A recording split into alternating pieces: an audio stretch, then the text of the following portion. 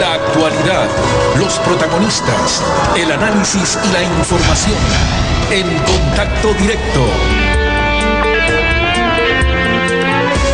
El Consejo de la Judicatura Transitorio destituyó a la jueza que acogió la demanda para cobrar el crédito otorgado por el banco COFIEC al empresario argentino Gastón Dusac. Esta denuncia la había puesto la presidenta de COFIEC, quien también fue destituida, y por su parte Pedro Delgado, el presidente del Banco Central, acudió a la Fiscalía a presentar su denuncia sobre el caso. Allí manifestó que sí hay indicios de irregularidades en la entrega del crédito y que el directorio no sabía los detalles. La investigación del crédito entregado por el banco COFIEC al empresario argentino Gastón Dusac causa la segunda destitución en menos de una semana. Hace 8 días la presidenta de COFIEC, María Fernanda Luzuriaga, fue separada presuntamente por entregar información sobre el préstamo.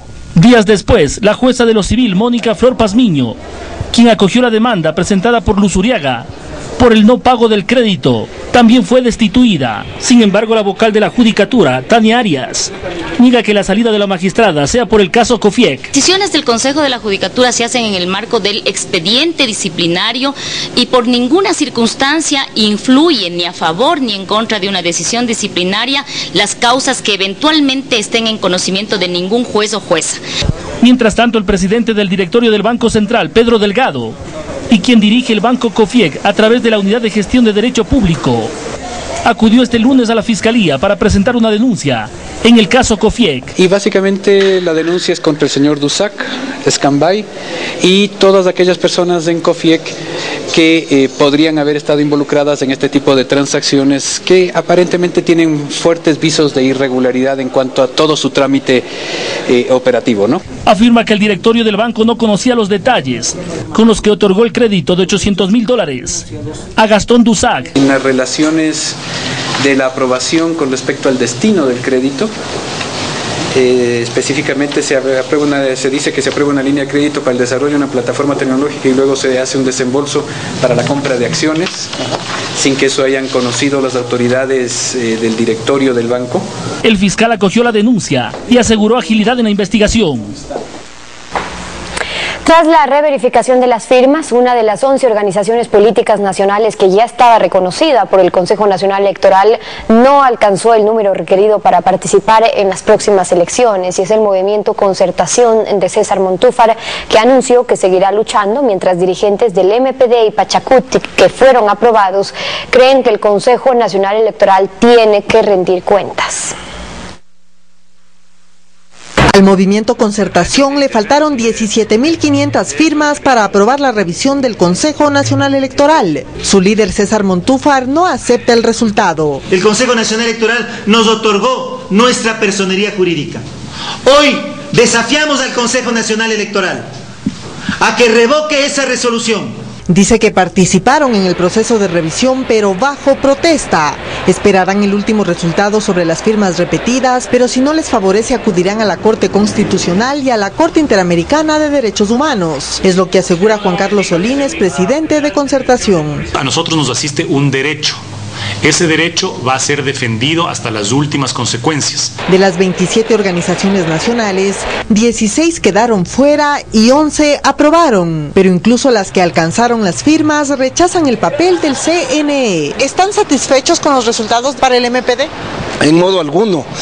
Nosotros desde el inicio denunciamos de que este era un proceso que no tenía ninguna base legal, ninguna transparencia. Ciro Guzmán del Movimiento Popular Democrático dice que analizan la forma de impedir que sea el actual Consejo Nacional Electoral quien lleve a cabo las próximas elecciones. Y Lourdes Tibán de Pachacutic, otro movimiento aprobado, cree que los vocales del organismo electoral deberán responder por los $5 millones que asegura ha costado el proceso. Hemos cumplido un formalismo, pero hay que sentar un precedente jurídico y político en el CNE. Cualquier otra elección vendrá y al antojo del régimen va a decir, este juego ya no está, ahora cambiamos las reglas. Entre los movimientos que no completaron las firmas también figura Suma de Mauricio Rodas, equipo de Fabricio Correa y participación de Gustavo Larrea. Alfredo, buenos días, ¿cómo te va? Muy bien, Estefi, buenos días con todos. El proceso de reverificación de firmas en el Consejo Nacional Electoral ha tomado 2 meses y de las organizaciones políticas que estaban inscritas, solo una no alcanzó su confirmación, el Movimiento Concertación de César Montúfar, al que apenas le sobraban 18 firmas cuando fue reconocido. Ahora le faltaron 6.000. Así, de esta forma, el tablero electoral queda despejado con el no reconocimiento de 6 nuevas organizaciones, como Suma, de Mauricio Rodas, y de 5 expartidarios del presidente Correa, equipo de su hermano Fabricio, participación de Gustavo Larrea, Poder Ciudadano de Diego Borja, Unión Ecuatoriana de Washington Pesantes y Poder Popular de Paul Carrasco. Está con nosotros Galo Mora, secretario ejecutivo de Alianza País. Buenos días. Bienvenido a Contacto. Buenos días Alfredo, buenos días. A ver, según el CNE, las organizaciones políticas presentaron en total 11.795.000 firmas. Mientras según los padrones electorales del 2009, para este proceso solo había 10.532.000 ciudadanos aptos para votar, y de los cuales solo votaron en el 2009 7.532.000, o sea, que hubo un exceso de 4.263.000 firmas. Pero según el resultado de la reverificación, resulta que el robo de identidad y el fraude monstruoso ha quedado prácticamente en nada, salvo por los nuevos movimientos que no pasaron. La pregunta es, ¿qué interpretación le da a esta situación? ¿Para qué sirvió entonces todo este proceso? A ver, primero creo que hay un exceso de firmas, porque parecería que es la sociedad más politizada de la historia y del mundo. No puede haber directamente 11 millones de afiliados a movimientos o partidos políticos. No puede existir. Y aquí viene, y esto es la consecuencia directa de nuestra denuncia original. Sabemos que hemos pasado por momentos complejos en el país en general por nuestra denuncia. Pero era absolutamente necesario que se aclare una situación de esta clase. Porque si 11 millones de firmas, de esas 11 millones, prácticamente 8 millones fueron usurpadas con una falsedad de la identidad individual, de un abuso de confianza a la ciudadanía, tenía necesariamente que observarse todo este proceso y delimitar y denunciar a quienes jamás estuvieron en las calles. Y aquí es importante. Los medios de comunicación tienen grabaciones, tienen testimonios de quienes estuvimos en las calles en jornadas reales recogiendo firmas. Porque no se recoge firmas desde un escritorio, sino desde el territorio. Y nosotros como Alianza País lo hicimos. Y por eso, pese a todo este sacudón, o gracias a todo este sacudón, no es que tengamos 5 o 6 organizaciones afuera. Lo que han tenido que hacer, que es lo primero que debían hacer en lugar de sus cánticos y de sus marchas, es recoger firmas quienes debían cumplir con el requisito del Código de la Democracia. Bueno, los cánticos seguramente siguiendo el ejemplo de Galo Mora, que es un buen cantante. No, esos son de otra naturaleza. Pero el asunto es de que dentro de esto, finalmente se aprobaron más de 3 millones, pero sigue siendo un número alto. En todo caso, dentro de todo el proceso también aparece que el CNE no verificó quiénes salieron a las calles, sino la validez de las firmas. Y obviamente el que más firmas presentó, que fue Alianza País, también fue el que más firmas no verificadas tuvo, que se le llamó inicialmente falsificadas o fantasmas, o sea, se le puso un poco de nombres. Pero el asunto es que al final del día, ahí está, de los 11 partidos, 10 están reconocidos. Porque debían cumplir, y si cumplieron con los requisitos y el Consejo los legitimó, así están las reglas del juego. Pero creo que hay un error de interpretación. En todo caso, la interpretación sería que están legitimados, y eso es importante para el proceso, que estemos frente a un proceso electoral legítimo, sí, ¿verdad? pero sí, Alfredo, pero esto primero termina con una expresión colectiva de esas organizaciones y de otros sectores, que lo que decían es que Alianza País y Rafael Correa Delgado lo que querían es ser candidato único, para que surta el pensamiento, para que surja el pensamiento homogéneo y uniforme. Es desbaratado una vez más de esa absurda posición. Entramos a un terreno electoral distinto, pero es el terreno electoral que la democracia determina. Por lo tanto, jamás existió de nuestra parte, ni de Alianza País, ni de la Revolución Ciudadana, ni del compañero presidente, la intención siquiera de estar como papeleta única. Y esto hay que reconocerlo y hoy tiene que reconocerlo todo el mundo. En efecto, y por eso es que parecía contradictorio, porque más bien el nuevo sistema hay como medio centenar de organizaciones, contando también, aparte de las 10 nacionales, pues todas las provinciales, las regionales.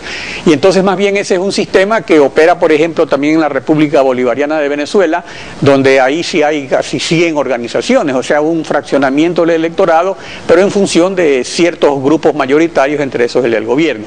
Ahora, en todo caso, el tablero electoral ha quedado desbrozado y el presidente Correa tiene por delante a 4 contendores en lugar de 7 que tuvo en el 2009, mientras que 4 de las organizaciones reconocidas por el CNE que lo apoyaron en el 2009, o sea, Ruptura, MPD, Pachacutic y el PRE, ahora están en la orilla opuesta. Entonces, dentro de este nuevo tablero, ¿cómo ve el buró político el panorama?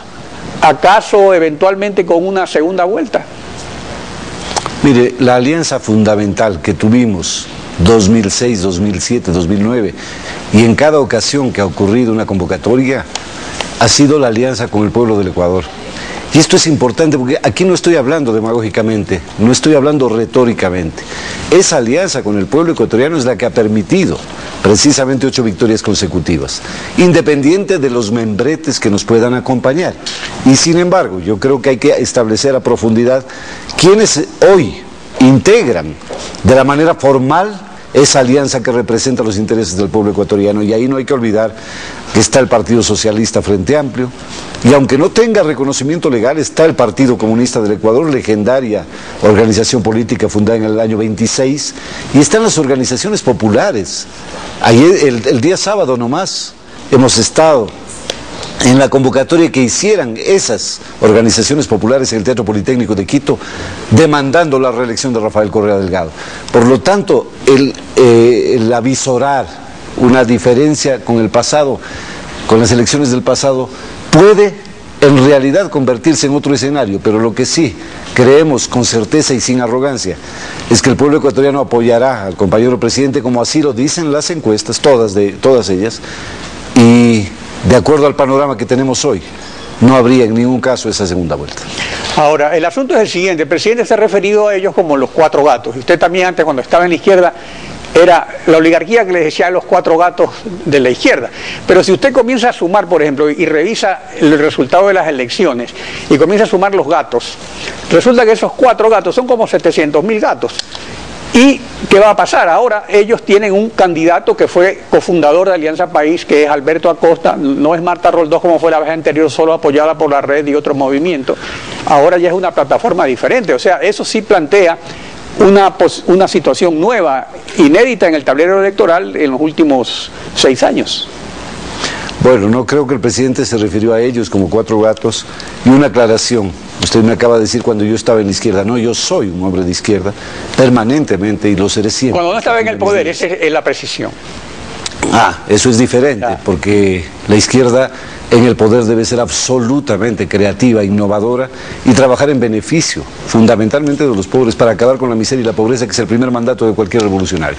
En todo caso, yo respeto a Alberto Acosta en lo personal, pero creo que hay, no sé por qué, a veces, ojalá no sea la envidia, ojalá no sea la vanidad, pero el representar hoy, por ejemplo, una candidatura al Movimiento Popular Democrático, falsaria institución de la izquierda ecuatoriana, y digo falsaria porque la conozco de memoria, desde el año 76, en la elección de Manuel Agustín Aguirre al rectorado de la Universidad Central.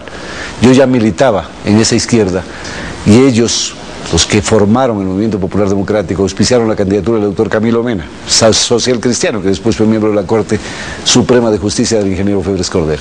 Es decir, aquí tenemos que desnudar las acciones, las actitudes de quienes. Pero el MPD estuvo en el 2009 apoyando la reelección de Rafael Correa, ahí sí estaba bien.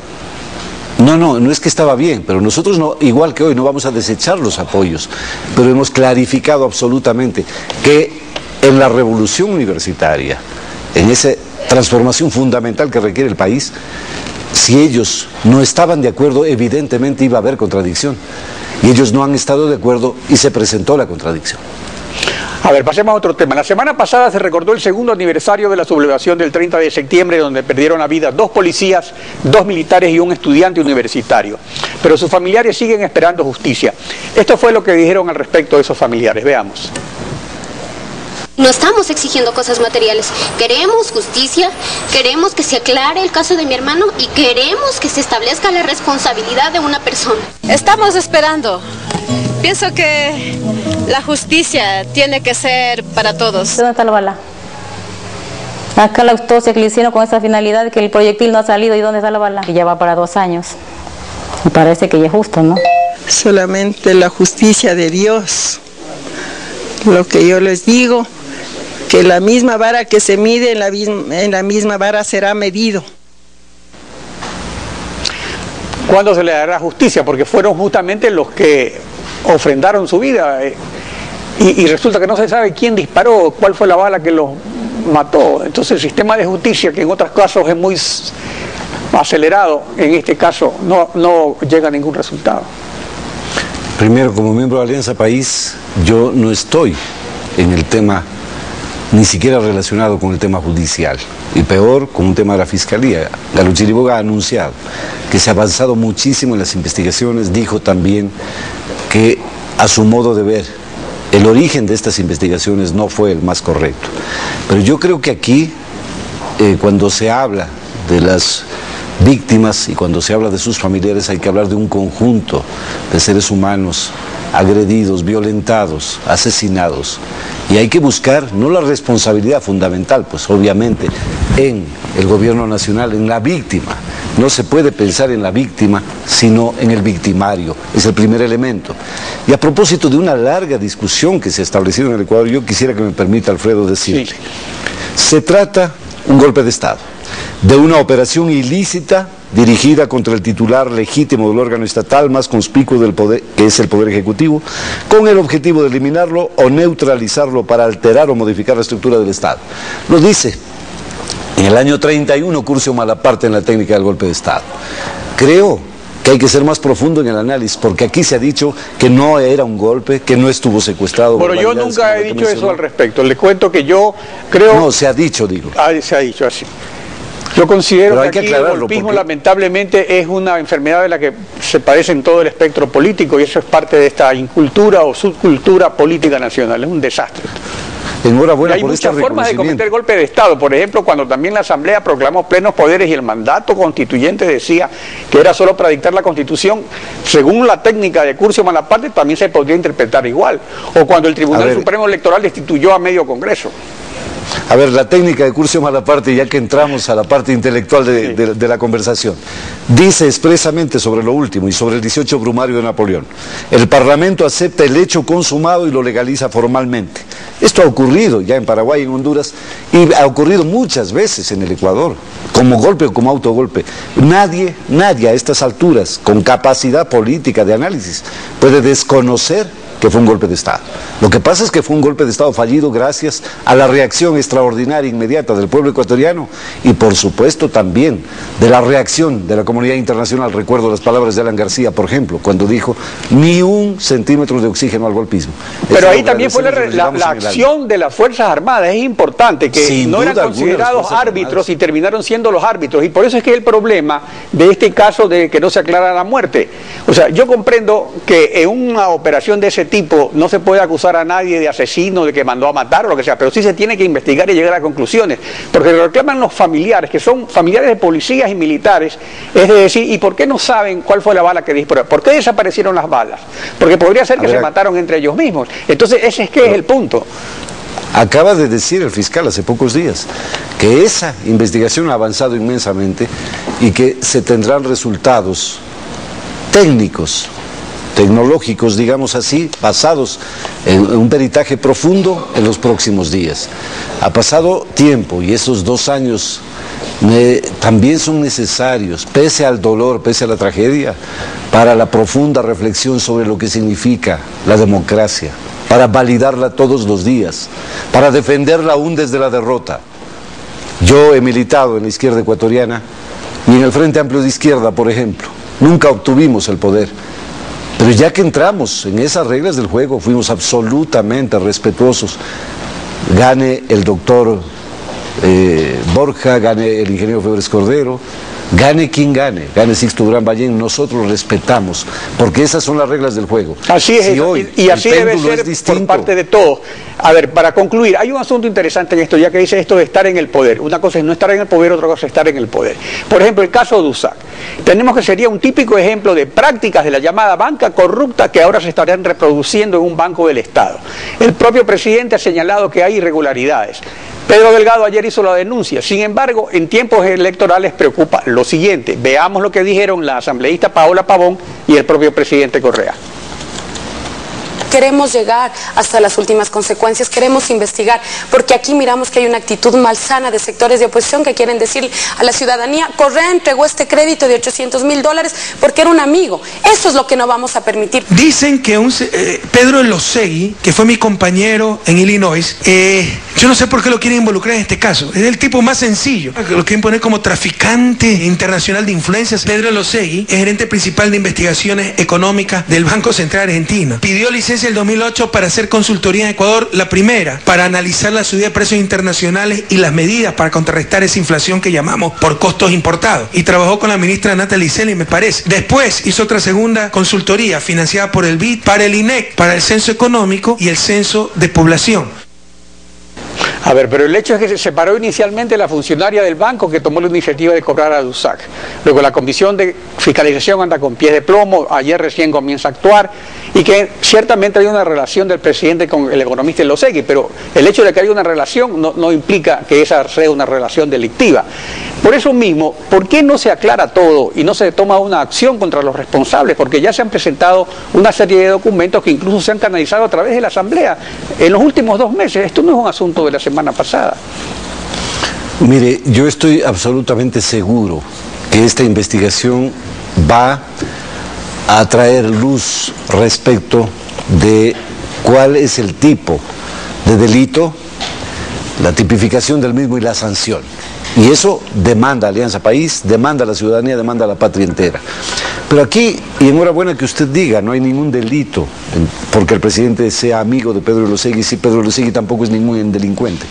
Pero de lo que se intenta, y cuidado con esto, es de intentar manchar una ética y una moral de vida, una moral cívica, una ética revolucionaria del compañero presidente y de muchos de nosotros quienes hemos ofrendado todo este tiempo para luchar precisamente por devolverle a la patria lo que le fue usurpado. Condenamos, por supuesto, cualquier intento ilícito de negociaciones y demandamos la profunda investigación, sin duda alguna. Creo que eso es absolutamente necesario, pero cuidado con equivocar el rumbo y tratar de manchar una ética de vida extraordinaria como la del compañero presidente. Yo creo que ahí hay una diferencia inmensa. Si la Comisión de Fiscalización debe hacerlo o qué órgano competente debe hacerlo, enhorabuena.